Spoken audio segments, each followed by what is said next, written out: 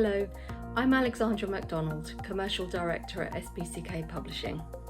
We're delighted to be the sponsor of Sermon of the Year 2020, an event created by LWPT. I'm really excited to be able to announce the runner-up and hand over the trophy to this year's winner.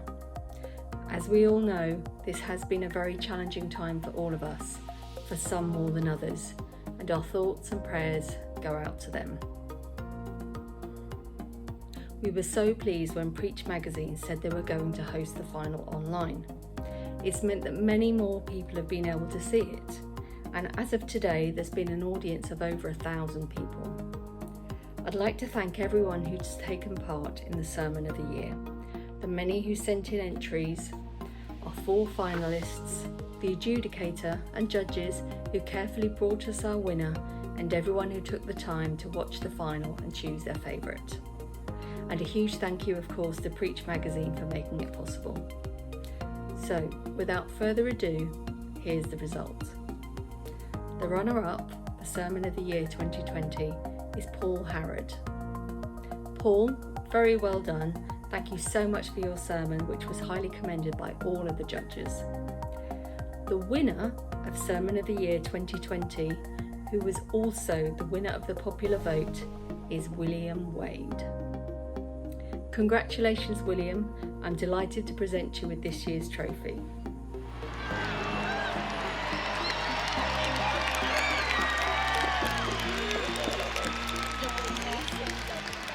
Thank you so much for voting for my sermon to be the Sermon of the Year 2020. It was such a surprise to find that out, but a really happy surprise. And I've just got to say, the whole experience, right from starting with the 1,500 word writing the sermon itself on a subject that other people had chosen, was such a healthy challenge, and then going through the recording process and the online live preach, it was just a real joy. I want to say thank you to the panel for giving me the feedback that was encouraging and insightful as well. I've got to say thank you too to Louisa and Lucy and Ken, who just kept me posted all the way through and did a great job. I'm going to be an advocate for this competition from here on in, so I'm going to tell all my preacher friends, all my would-be preacher friends, to go for it in 2021.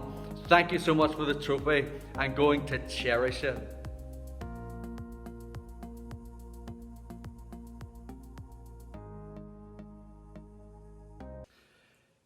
You may recognise the following phrase: I was born in Blythe, but I was made in the Royal Navy.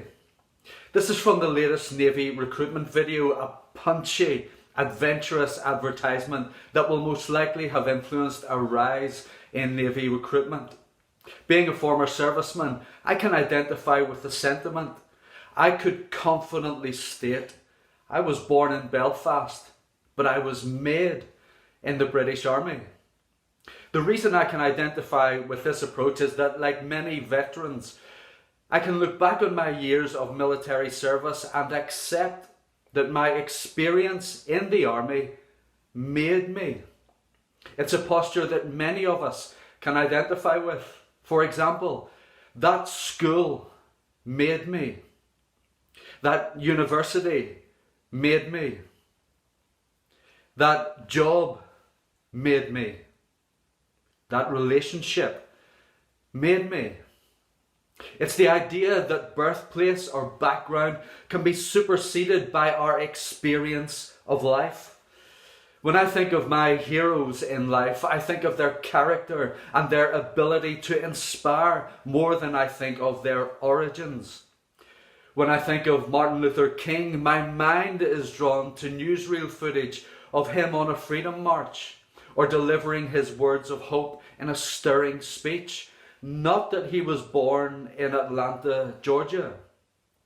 When I think of Muhammad Ali, I think of his physical ability to dance a 220-pound body around the ring like a man perfecting a waltz, or holding his nerve in refusing the draft to fight in Vietnam.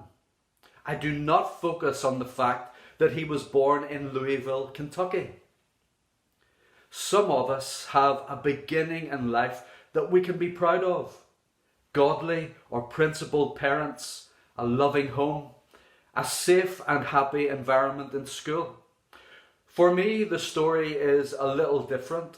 I was born into an abusive home, ravaged by alcohol, sectarianism, and the constant threat of violence. However, we are reminded by C.S. Lewis that although we may not be able to go back and change our past, we can start where we are and change our ending. I cannot help but feel this reality applies so well to the Apostle Paul in his journey of faith.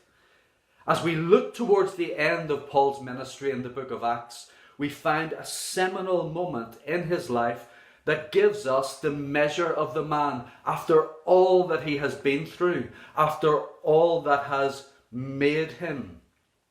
Saul, as he was known from birth, had a positive start to life, ending up in the best theological schooling program under the renowned religious scholar Gamaliel. It seemed that he was destined to be a rising star in Jewish religious leadership, someone heading for the top. Yet it is also clear that he could not stand the emerging of what we now know as the Christian church. In Acts chapter 8 verses 1 to 3, we see Saul approving of the summary execution of Stephen, a deacon in the Jerusalem church. And then he went on to ensure the persecution of Christians, having them imprisoned for their faith. Then, in a truly historic moment, Saul was confronted by Jesus on the road to Damascus and radically converted to the faith he was trying so desperately to suppress. He even chose to be known by the more Gentile name of Paul from that moment onwards. Saul may have been born in Tarsus, but he was being made by God. Paul then begins immediately preaching about Jesus, making his way to senior leadership at the city church in Antioch, from where he is called into apostolic ministry. This calling would then lead to churches being planted, elders being established, and miracles taking place as he undertook his missionary journeys. It would also lead to imprisonment, beatings, being misunderstood, hailed as a god, and charged as a blasphemer, and being known as an aroma of life to some and an aroma of death to others. He travelled around the Mediterranean and further into Europe. He reasoned with Pharisees and preached to Romans. He was rich and he was poor, and all the while carrying out his mandate from God. And in the process of it all, he was being made by God. One of the last glimpses we see of Paul in the book of Acts involves a shipwreck. He had appealed to appear before Caesar in defense of charges brought against him regarding dissension and antisocial behavior. Having the right as a Roman citizen to do so, he triggered this appeal process and was being brought as a convict to Rome. However, on the journey towards his appeal, the ship hit a vicious storm and had to be run aground on the rocks off the coast of Malta. Let me take up the reading from Acts chapter 28 verses 1 to verse 10. After we were brought safely through, we then learned that the island was called Malta. The native people showed us unusual kindness, for they kindled the fire and welcomed us all, because it had begun to rain and was cold. When Paul had gathered a bundle of sticks and put them on the fire, a viper came out because of the heat and fastened onto his hand. When the native people saw the creature hanging from his hand, they said to one another, "No doubt this man is a murderer. Though he has escaped from the sea, justice has not allowed him to live." He, however, shook off the creature into the fire and suffered no harm. They were waiting for him to swell up or suddenly fall down dead. But when they had waited a long time and saw no misfortune come to him, they changed their minds and said that he was a god. Now, in the neighbourhood of that place were lands belonging to the chief man of the island, named Publius, who received us and entertained us hospitably for 3 days. It happened that the father of Publius lay sick with a fever and dysentery, and Paul visited him and prayed, and putting his hands on him, healed him. And when this had taken place, the rest of the people on the island who had diseases also came and were cured. They also honoured us greatly, and when we were about to sail, they put on board whatever we needed. This is a striking reading, not least because of its similarity with another passage from Matthew's Gospel. Let me read a few verses from Matthew chapter 8, beginning at verse 14. And when Jesus entered Peter's house, he saw his mother-in-law lying sick with a fever. He touched her hand, and the fever left her, and she rose and began to serve him.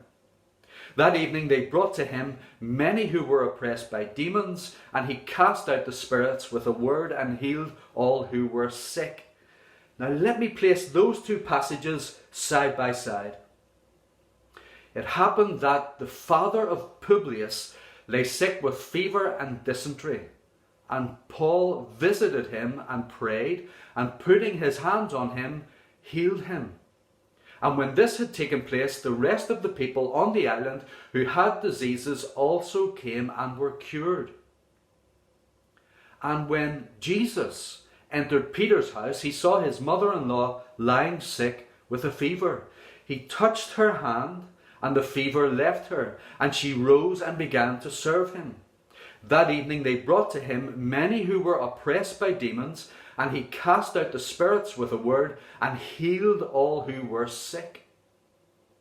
What we see here is that after everything he has been through, now heading to Rome and closing in on the end of his life and service to God, he is looking and acting more like Jesus than he has ever done. He responds just like Jesus would have responded. He has been, and it is evident to all, truly made by God. He could easily state, I was born in Tarsus, but I was made by God. Meaning that not only has he grown in faith and that his life is committed to God, but that God's involvement in his life had so shaped him that he could confidently state that it was God who made him what he had become. I was born in Belfast, but I was made by God. Where were you born? Where you were born shows us diversity. I was born in Peckham. I was born in Glasgow. I was born in Berlin. I was born in Enugu. I was born in Tehran. However, I was made by God shows our unity. In fact, it goes further than that. It displays our value and declares our true identity. Wherever we may come from, may we hold on to the truth that our value and our identity come from the fact that we have been made by God.